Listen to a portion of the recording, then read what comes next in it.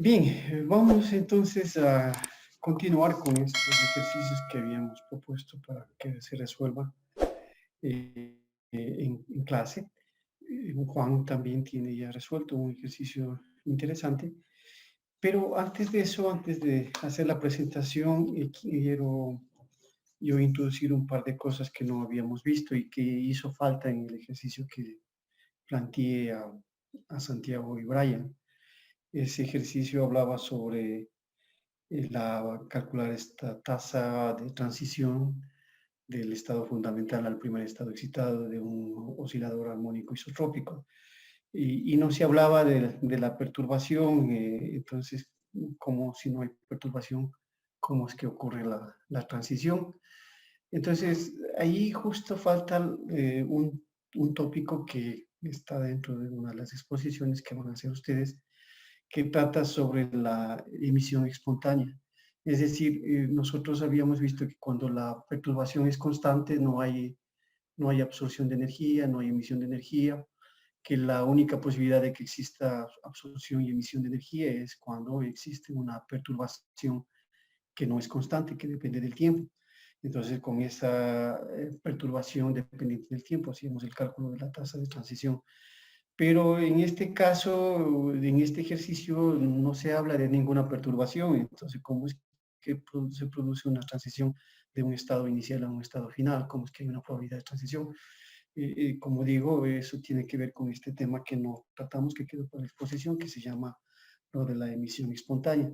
Entonces yo, bueno, no voy a presentar esto de la emisión espontánea, pero sí voy a hacer referencia brevemente a la expresión que nos va a permitir calcular esa tasa de transición. De ahí la deducción, el análisis de esa parte está en una de las exposiciones de ustedes. Bien, entonces voy a pasar al pizarrón para hablar sobre eso y voy a aprovechar también para hablar sobre lo que se llama la transición adiabática, ¿sí? Y la transición abrupta, que también no se lo vio en un momento determinado, pero aprovechemos ahora para completar esas partecitas rápidamente. Y entonces empezamos con la emisión espontánea.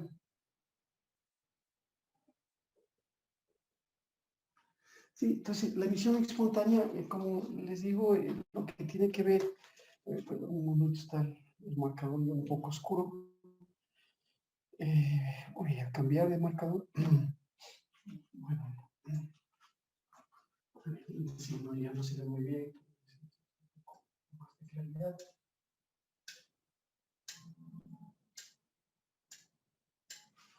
Ya, entonces creo que con eso tenemos ya algo más claro.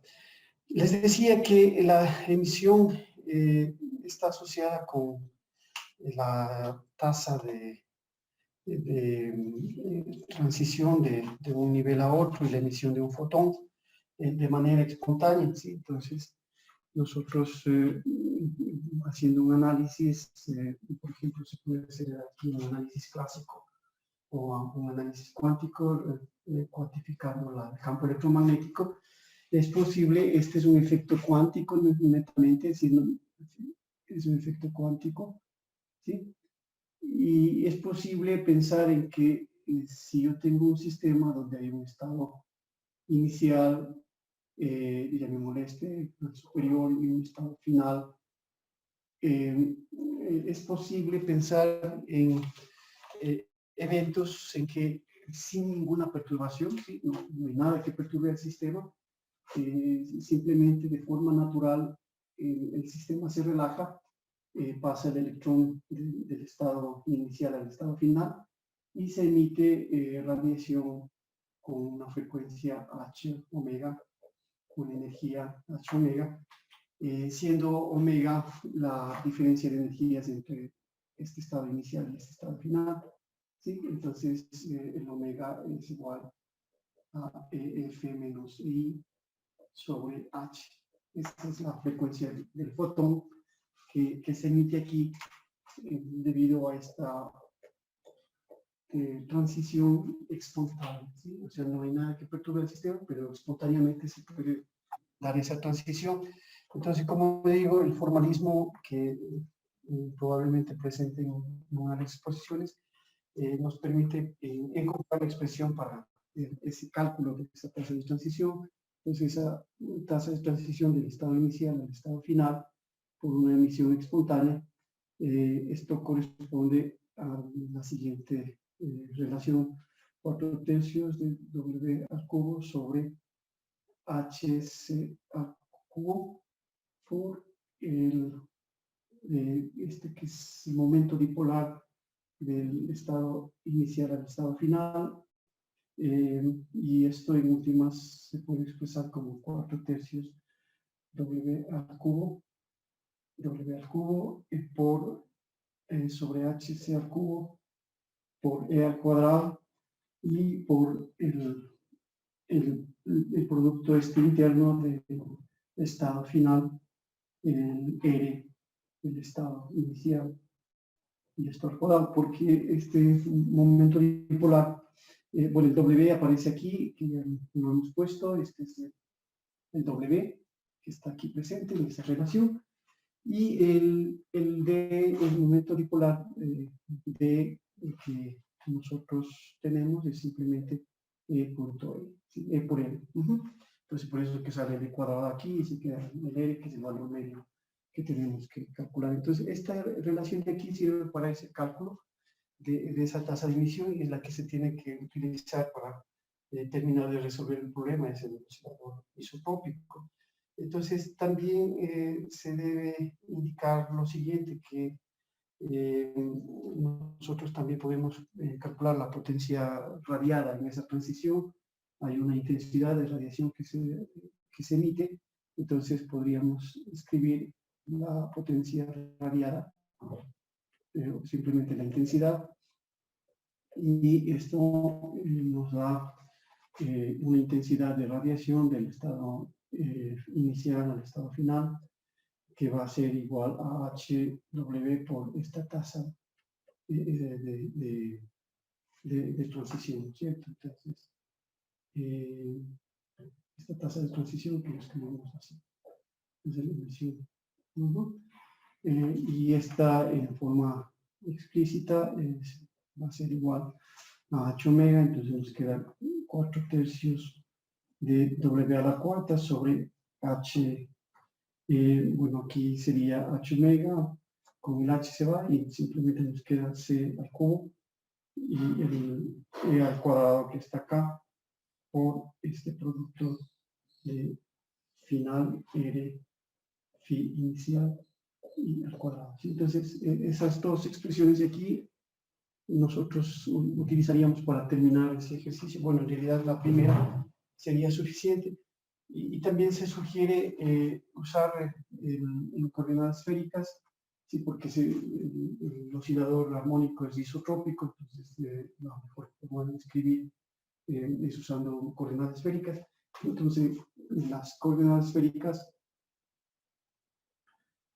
se pueden poner en función de los armónicos esféricos, y eso facilita el cálculo mediante la siguiente expresión. Entonces, x es igual a r seno teta coseno phi, ¿sí? Es la coordenada x, y esta coordenada es posible, si ustedes hacen ese cálculo, ese trabajo, es posible ponerlo en función de los armónicos esféricos, y se escribiría de esta manera: y11 menos y1 menos 1, ¿sí?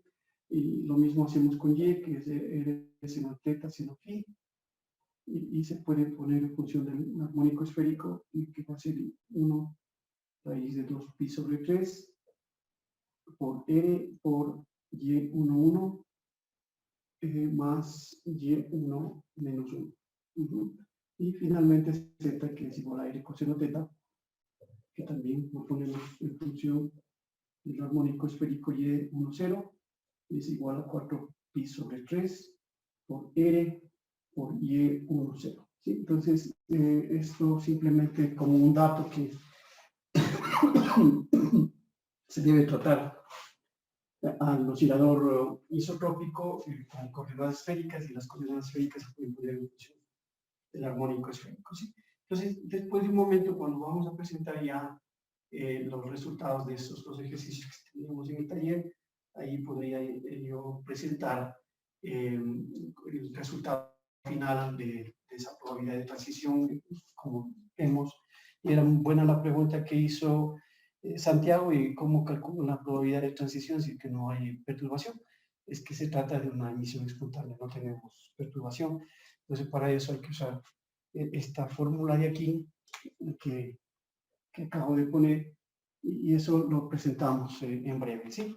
Entonces, antes de hacer eso, permítanme pasar un poco a lo que quedó pendiente, lo que es la aproximación adiabática y la perturbación abrupta, repentina, no sé. Entonces, eso de ahí simplemente lo tenemos y lo asociamos con lo que puse en el WhatsApp, una fotografía de la última clase. Bien, entonces vamos con el otro tema rapidito, sí, que es bastante simple, inmediato, y habla sobre la aproximación adiabática y repentina sería, ¿no? Sí, podríamos, o abrupta, podríamos ponerlo, no sé, abrupta.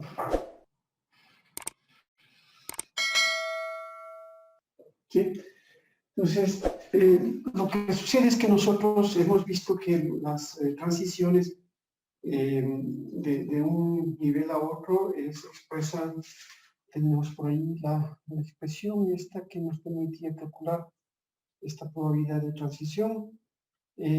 Bueno, déjenme encontrar esa probabilidad que teníamos por aquí.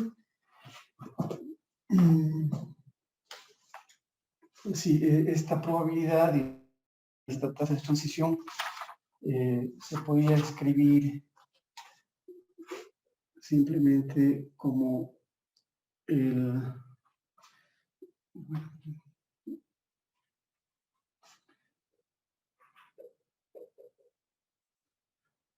era el módulo de los BF de t al cuadrado, y esto era igual a 1 sobre h cuadrado, 1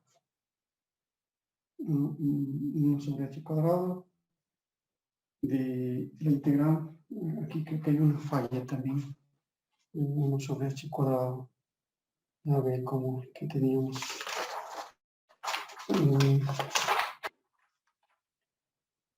Bueno, dejémoslo hasta ahí. Sí, este ya sale del integral, es 1 sobre h cuadrado. Sí, ahí está bien. Entonces yo tengo una falla en mi texto.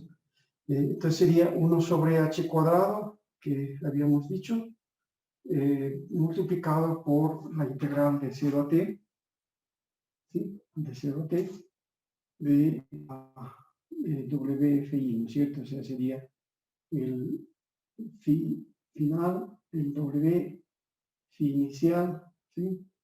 Que depende generalmente de t, este W, ¿sí? Phi inicial, y multiplicado por el exponente a la I omega IF de t prima, y esto cuadrado. Sí, esa es la expresión que nosotros teníamos, y en esta expresión de aquí nosotros lo único que exigimos es que este WT sea la perturbación, y esta perturbación sea una perturbación pequeña, ¿sí? Es una perturbación pequeña, pero no hemos dicho nada cómo varía esta perturbación, si varía lentamente, si varía rápidamente. Entonces no se ha dicho nada sobre cómo varía el W, cómo varía la perturbación. Y ese es justamente el hecho que nos permite esa variación de la perturbación. Es pequeña, pero queremos saber si es que va a variar rápidamente esa perturbación o va a variar lentamente, y eso es lo que nos permite introducir estas dos aproximaciones, la una conocida como aproximación adiabática y la otra como aproximación abrupta, ¿sí? Cuando varía lentamente y cuando varía rápidamente. Entonces, para poder tratar esa variación de W en función del tiempo, ¿sí? Cómo varía en el tiempo, pongamos para que sea más claro, en el tiempo, si es abrupta o si es lenta, nosotros podemos aprovechar de lo siguiente, que ese exponente que tenemos aquí, se lo puede expresar de la siguiente manera, el exponente I, omega IF, ¿sí? Este exponente que está multiplicado por T, este exponente se lo puede poner de la forma siguiente, ¿sí? Como 1 sobre I omega FI, ¿sí? Por la derivada de E a la I omega FI por T. Omega FI por T con respecto a T. Entonces, usando la derivada, la propiedad de la derivada del exponente, es fácil ver que ese exponente se puede expresar a través de la derivada. Y eso es lo que nosotros necesitamos, de encontrar una expresión que nos permita ver la variación temporal de W. Entonces, si yo coloco esta relación de aquí en esta expresión 1, ¿sí? Entonces, coloco aquí y realizando una integración por partes. Eso ya lo pueden hacer ustedes.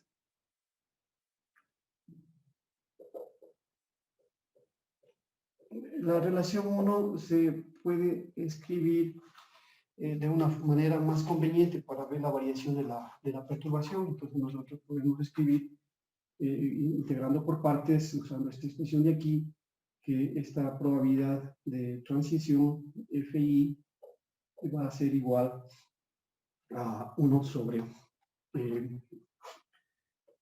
H omega FI por la integral de 0 a t de E a la omega FI t' por la derivada con respecto a t' de justo este producto interno que nos da la variación de la perturbación con el tiempo, ¿sí? Entonces, esta variación de aquí es la que nosotros necesitamos para poder formalizar una variación temporal o una variación. Entonces, nosotros nos quedaríamos con esta relación de aquí y podríamos entonces escribir dos situaciones. Si es que este término varía lentamente, ¿sí? Este término varía lentamente, ¿sí? Entonces, si es que ese término varía lentamente, es casi una constante y puede salir de la integral. Y eso es lo que corresponde a lo que se llama la aproximación adiabática.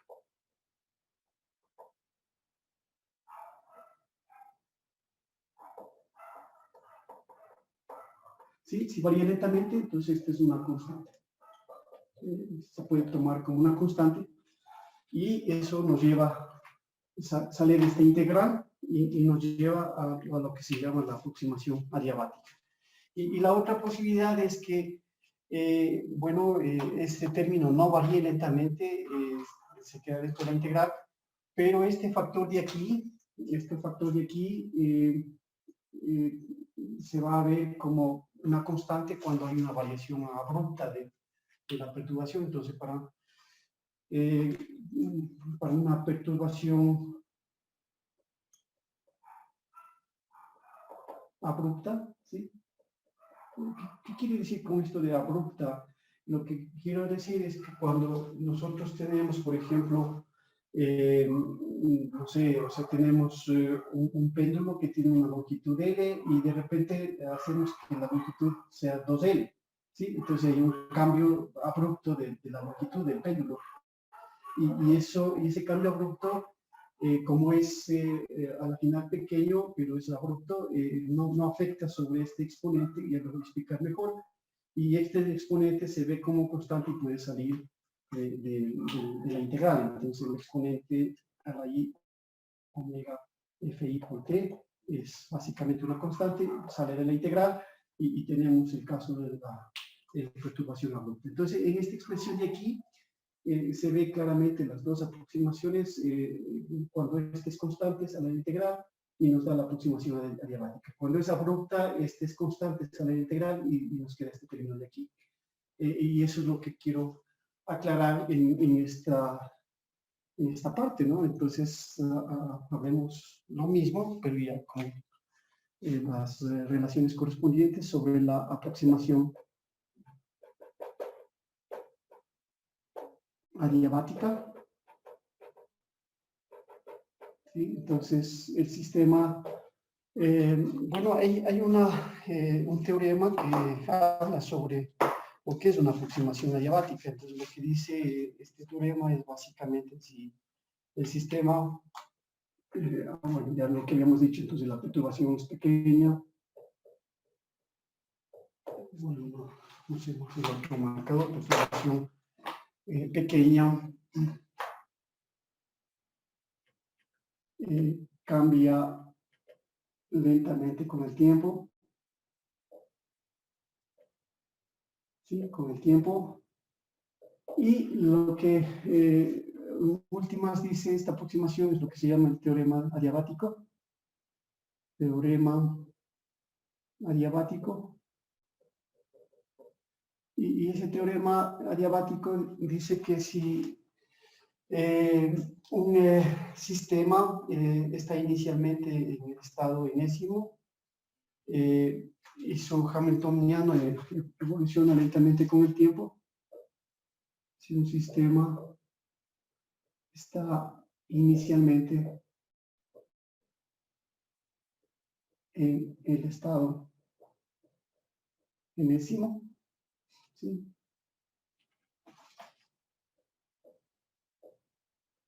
Y su hamiltoniano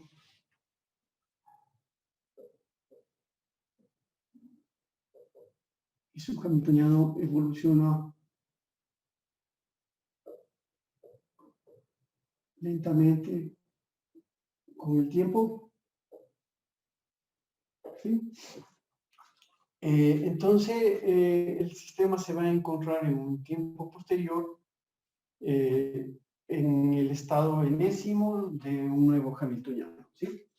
Entonces el sistema, o en sí mismo, entonces el sistema en un tiempo posterior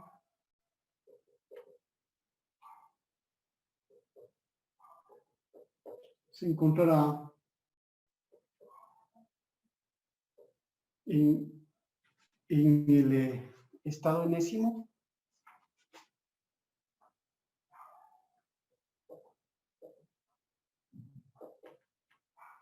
del nuevo hamiltoniano, ¿sí?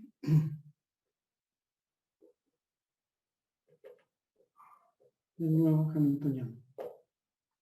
Sí, entonces esto es lo que quiere decir que el sistema no va a hacer transiciones, simplemente se mantiene en el mismo estado enésimo, pero en el estado enésimo del nuevo hamiltoniano.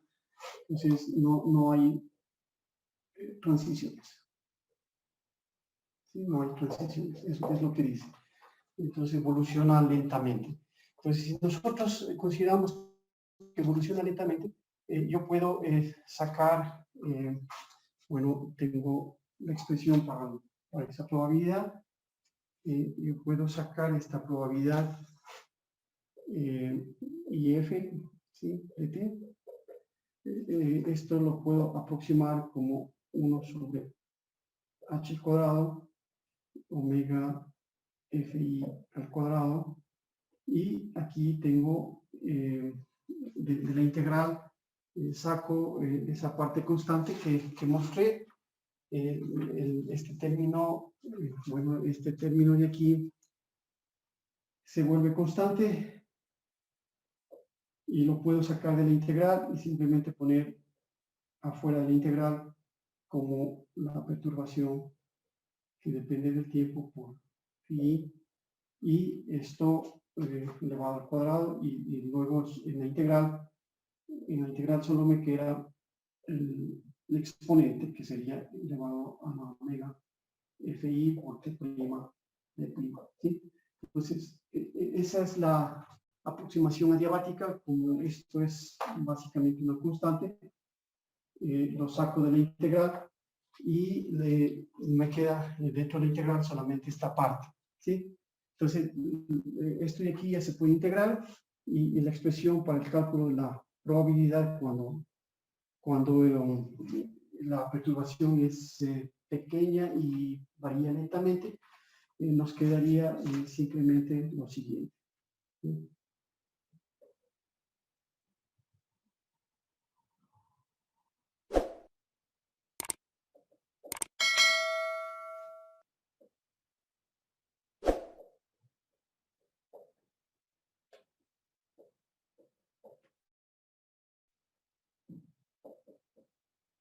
Y la integral, calcular la integral, nos da el seno cuadrado de omega fi t sobre 2.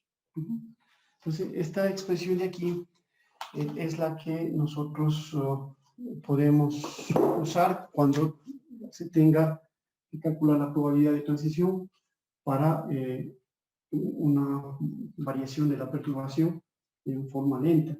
Entonces, la perturbación adiabática.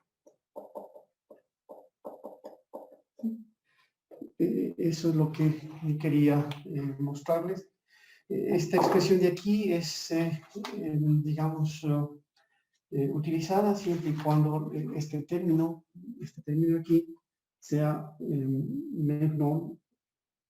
Se usa si se cumple que el módulo de 1 sobre omega fi por la derivada, este término de aquí, la variación de la perturbación.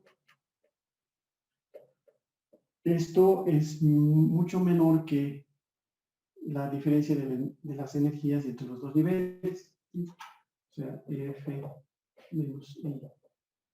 En ese caso, esta perturbación adiabática es adecuada.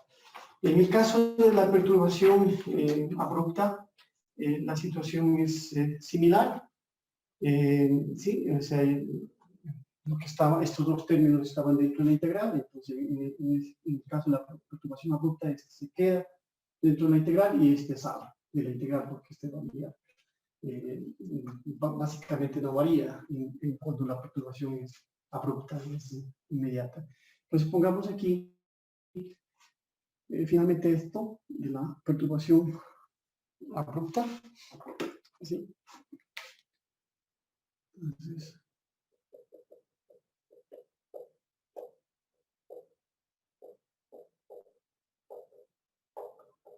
¿sí? Entonces nosotros tenemos el caso de que en esta situación se tiene en forma instantánea una pequeña y rápida perturbación, y el término es exponencial, no cambia mucho en ese cambio, y nosotros podemos sacarlo de la integral, y por lo tanto para la perturbación abrupta esta probabilidad de transición nos quedaría como h al cuadrado omega fi al cuadrado, sale de la integral el exponente, entonces nos queda e a la i omega fi por t al cuadrado, y dentro de la integral en cambio se queda este término que ya no sería constante.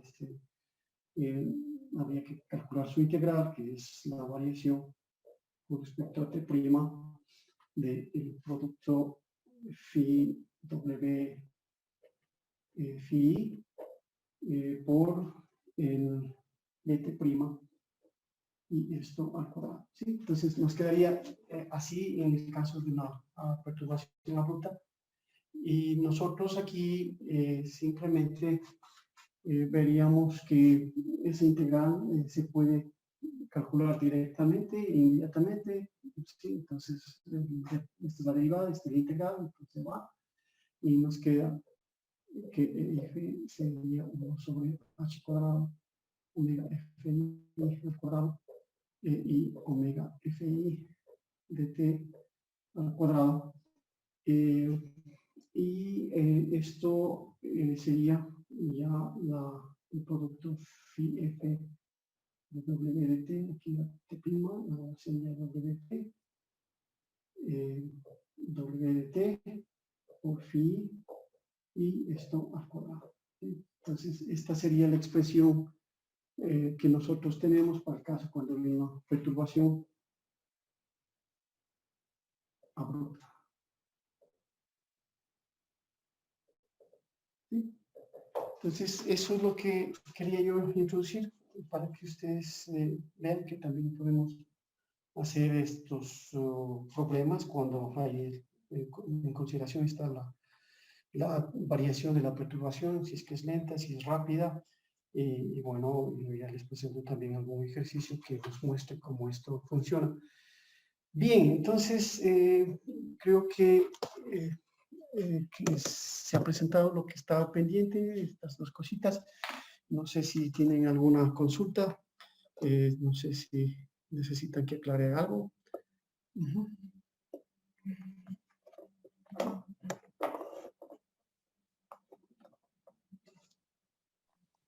Profe, para la perturbación abrupta, o sea, ¿en qué casos, digamos, o cómo es posible que esa exponencial sea constante? O sea, o en qué sentido es constante? Eh, por ejemplo, si nosotros tenemos el caso de un pozo de potencial infinito, consideremos ese caso, ¿sí? Entonces, si nosotros tenemos una pared en x igual a 0 y la otra pared en x igual a y de repente, así, de manera abrupta, como la palabra lo dice, cambiamos la pared que está en x igual a y lo ponemos en 8a, ¿sí? Y digamos, le cambiamos de posición, le ponemos en otra posición. Entonces, en ese sentido, en ese cambio rápido, ese exponente a la i omega fit, como es rápido ese cambio, prácticamente no varía, porque es instantáneo el cambio. No hay variación, es instantáneo. Entonces, ese es el caso de una perturbación abrupta. Este exponente se mantiene casi constante porque es instantáneo ese cambio. ¿Sí? Entonces, creo que ese es un ejemplo bastante interesante que incluso lo podríamos proponer ahora para que ustedes vean cómo funciona. Quizás hagamos eso. Creo que es más útil que veamos un ejemplo que aclare cómo se tratan estas perturbaciones. Y justo eso es lo que podríamos hacer, ¿no? Entonces yo tengo un pozo de potencial infinito, sí, digamos, un pozo definido entre 0 y A. Sí, entonces tenemos aquí x igual a 0, el potencial es infinito. Y nosotros vamos a considerar dos casos. Entonces, el primer caso es que la pared que está en x igual a A, esta la movemos, digamos que se la mueve primero lentamente, ¿sí? Entonces hacemos un movimiento lento y lentamente la pasamos a otra posición, digamos a la posición 8 veces A, ¿sí? Entonces, el primer ejercicio es coger la pared y moverlo lentamente y ponerlo en la posición 8A. Entonces, ese sería un movimiento lento de la pared. Lento de la pared. ¿Sí? Y esto corresponde a lo que es la aproximación adiabática. ¿Sí? Entonces, el segundo ejercicio que se podría hacer es hacer lo mismo. Tenemos la pared en X igual a A, pero nosotros ahora cogemos y instantáneamente, abruptamente, le movemos a esta pared. Bueno, no sé cómo, así podría representarlo, lo movemos así, abruptamente, ¿sí? Y lo ponemos en 8A. Entonces ese ya no es un movimiento lento, ya no es una perturbación lenta, es una perturbación abrupta. Y bueno, y eso ya se debería tratar con esta expresión 2, que es la aproximación abrupta. ¿Sí? Entonces, si quieren, hacemos ese ejercicio ahora mismo. Y bueno, lo que sabemos es que para t menor que 0, ¿sí? Pues, ahí tenemos los dos casos y lo primero que sabemos es que para t menor que 0, cuando no hay la perturbación todavía, esto es el sistema no perturbado. Entonces el sistema no perturbado tiene valores y vectores propios, eso viene 0, que va a ser igual a n cuadrado, p cuadrado, h cuadrado, sobre 2ma cuadrado, y el potencial, las phi sub n de x, si quieren le ponemos 0 también para recordar que este sistema no perturbado es el seno de n pi x sobre a, como sabemos, ¿sí? Entonces eso sería para x entre 0 y a. Entre 0 y a. Entonces, cuando nosotros hacemos un movimiento lento, hay una perturbación adiabática, ¿sí? Entonces, la partícula se va a encontrar en un tiempo t, también si estaba en el estado fundamental, se va a encontrar en el nuevo estado fundamental del nuevo potencial. Y bueno, nosotros podríamos escribir, digamos, para el estado 1, o sea, decimos si aquí estaba, si inicialmente estaba la partícula en el estado fundamental,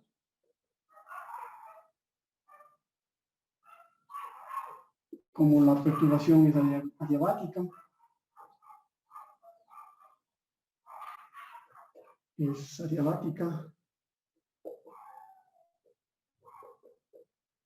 en un tiempo posterior mayor que 0,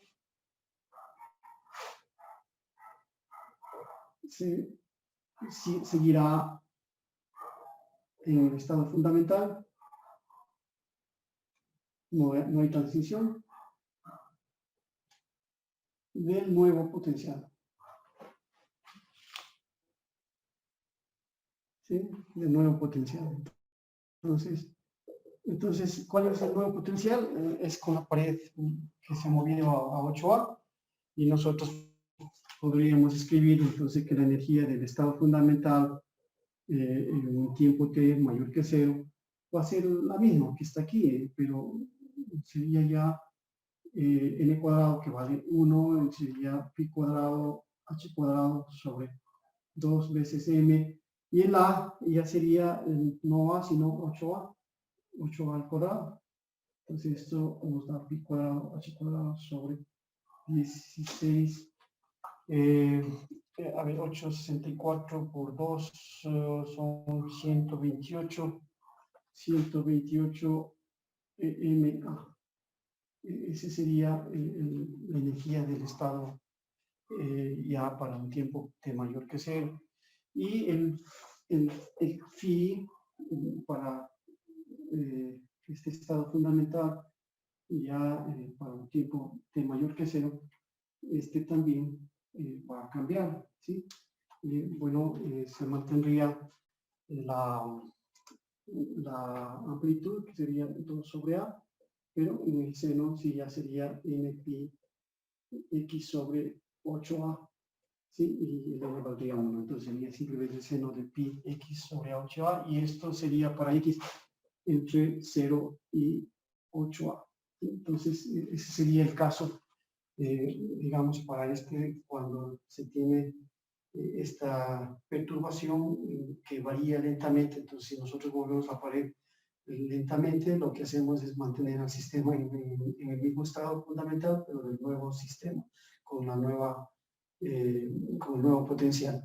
Entonces, nosotros podemos ver que ese sería el caso adiabático, y la diferencia de energía entre los dos niveles del caso adiabático sería la energía, digamos, delta W, que sería la energía del estado 1 de T, menos la energía del estado 1, 0, ¿sí? Entonces podemos calcular esas diferencias de energía y se puede encontrar de esta manera que esta diferencia de energía sería el trabajo que se necesita realizar para mover la pared lentamente hacia la posición 8A. Entonces, si hacemos esas diferencias, tendríamos pi cuadrado h cuadrado sobre 128. Bueno, haciendo esas diferencias vamos a encontrar un valor de 63 pi cuadrado h cuadrado sobre 128 m al cuadrado. Ese es el trabajo necesario para poder calcular, para poder mover adiabáticamente la pared, ¿sí?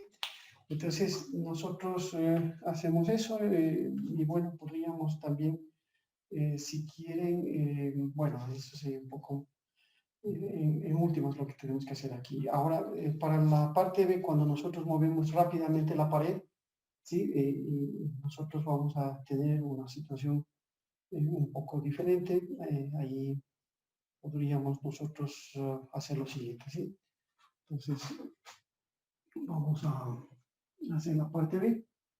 Entonces, la perturbación, esta era la parte A, y la parte B sería el movimiento rápido en la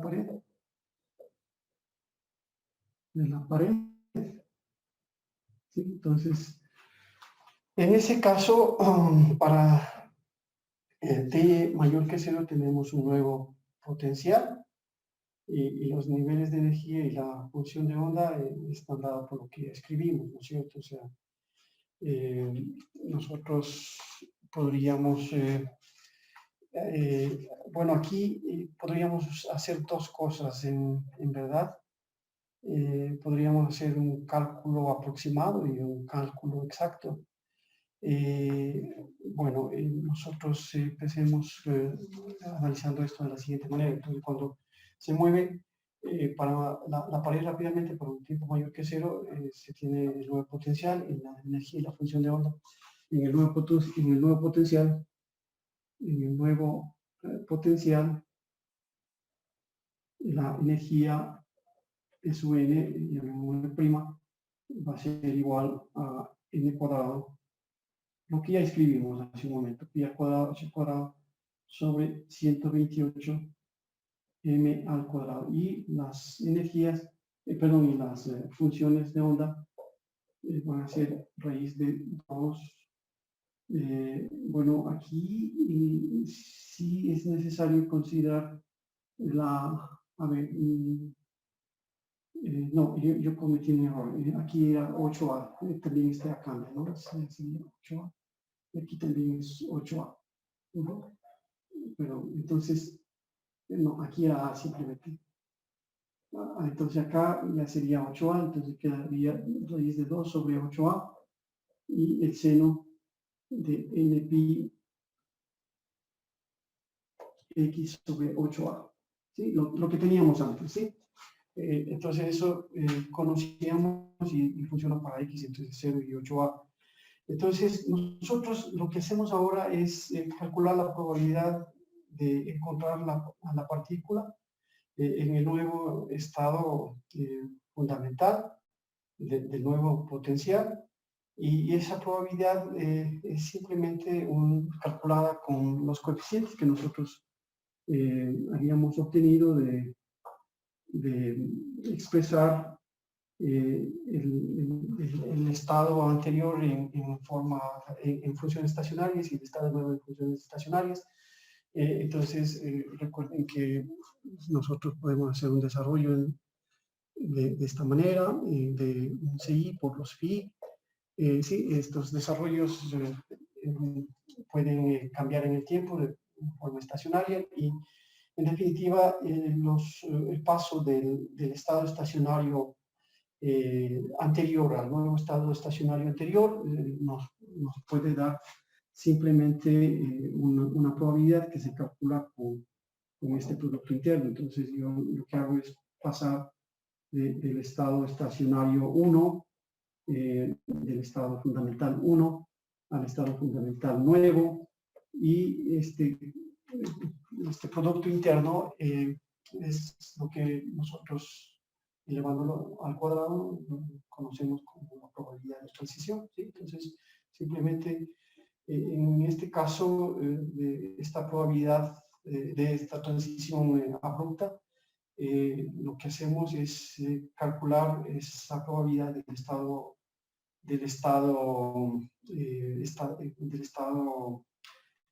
fundamental no perturbado al estado fundamental perturbado con este producto interno de pasar del estado 1 al estado 1 perturbado. Y esta relación de aquí nos permite calcular ya esa probabilidad de transición del uno al otro. Entonces, en otras palabras, esto sería la integral del cuadrado de phi 1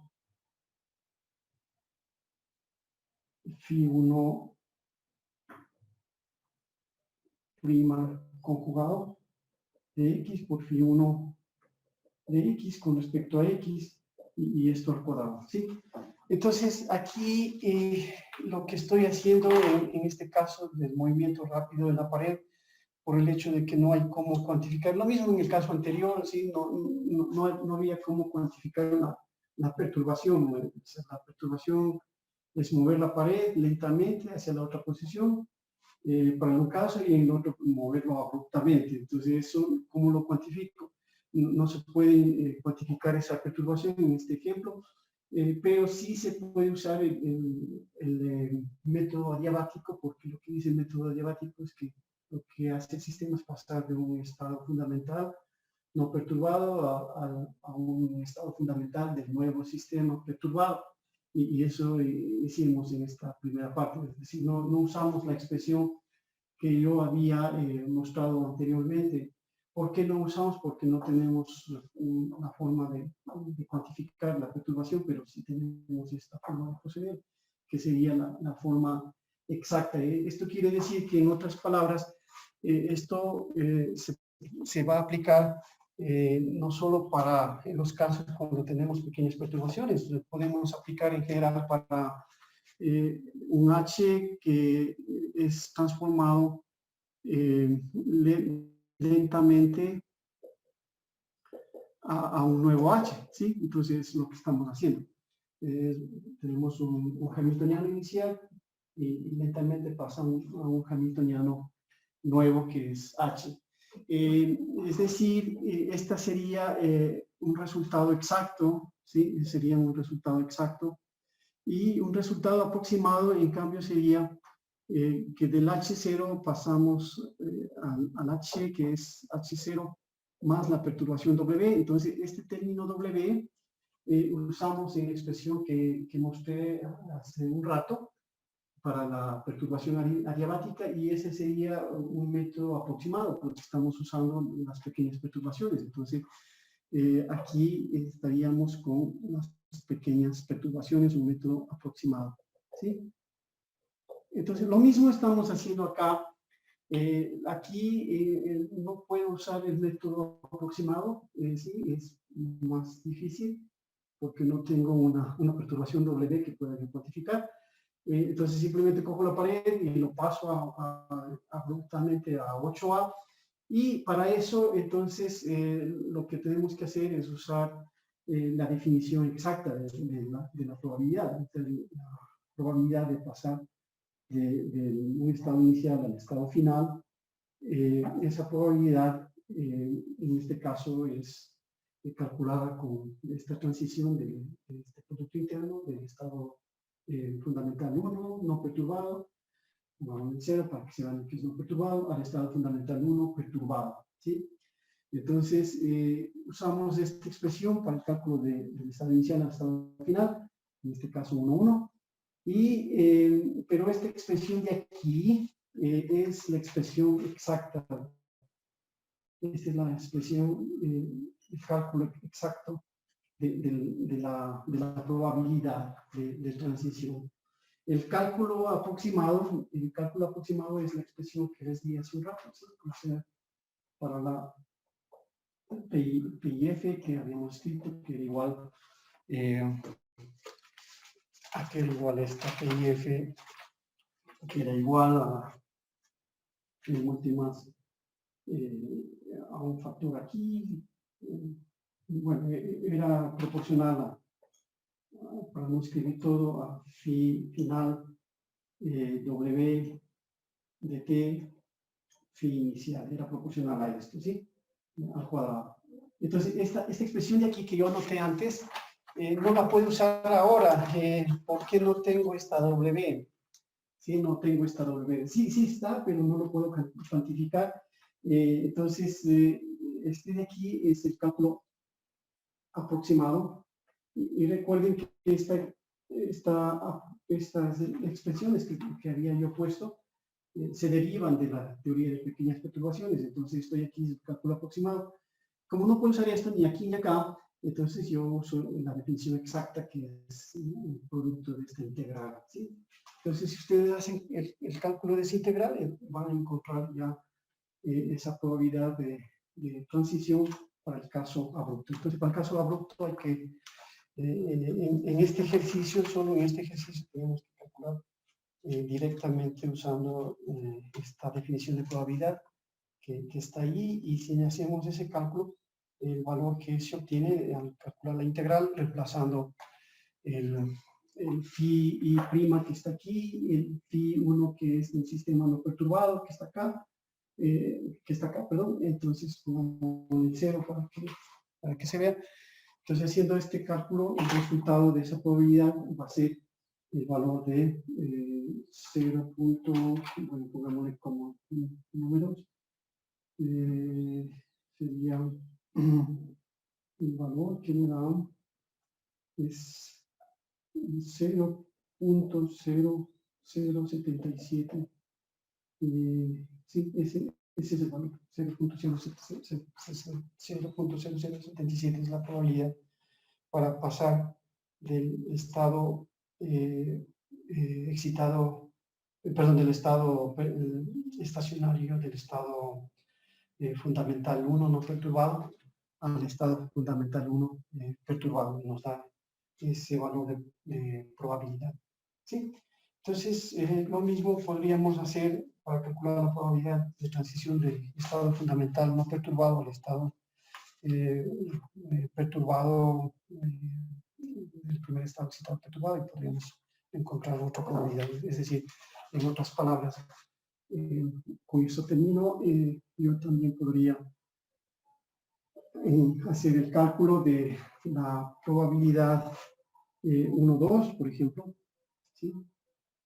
Esto sería igual el pasar del estado fundamental no perturbado al estado, el primer estado excitado del sistema perturbado. ¿Sí? Entonces, estos cuadrados me dan las probabilidades, como siempre habíamos definido las probabilidades a través de estos productos internos. Entonces, lo que estoy aclarando ahora, que no es que estamos con una expresión diferente para calcular esas probabilidades de transición, como la regla de oro de Fermi, todo eso. En realidad, esas son expresiones que nos permiten calcular esas probabilidades de forma aproximada basada en la teoría de pequeñas perturbaciones. pero la probabilidad exacta que nosotros podemos calcular para esas transiciones es usando esta expresión de los productos internos.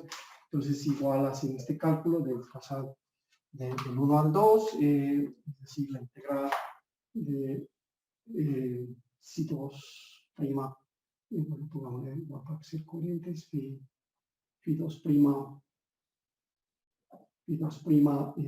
de x conjugado por phi 1 de x y integrando con respecto a x, esto nos da el valor de 0,1699. ¿Sí? Entonces, es la probabilidad.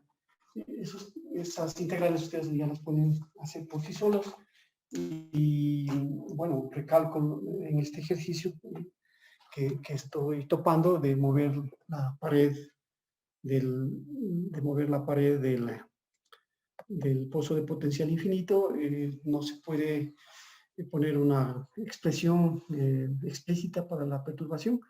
Entonces lo que tenemos que hacer es lo que acabo de hacer en este ejercicio, recurrir a las definiciones exactas de la probabilidad de transición de un estado inicial a un estado final. En el caso de la perturbación abrupta, es esa probabilidad que está ahí en la pizarra, ¿sí? Esa amplitud, esos cuadrados que están ahí. Y en el caso de la probabilidad de la aproximación adiabática, en cambio, lo que hacemos es recurrir al hecho de que la aproximación adiabática lo que hace es pasar de un estado n, de un sistema inicial, a un estado n de un sistema final, sin que exista transiciones. Eso es lo que he hecho.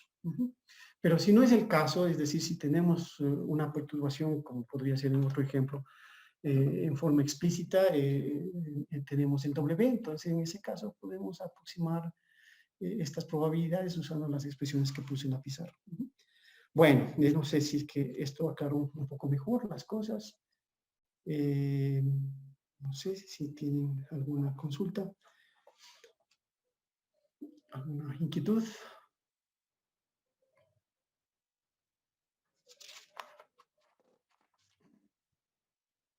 No. Bueno, entonces en la clase que viene, no sé, estaba ya establecido lo que vamos a hacer en la siguiente semana. Bueno, eso es rápidamente porque ya se terminó la clase. Ustedes probablemente tengan alguna otra clase. Entonces veamos esto en lo que mandé, las planificaciones. Entonces, en la semana que viene,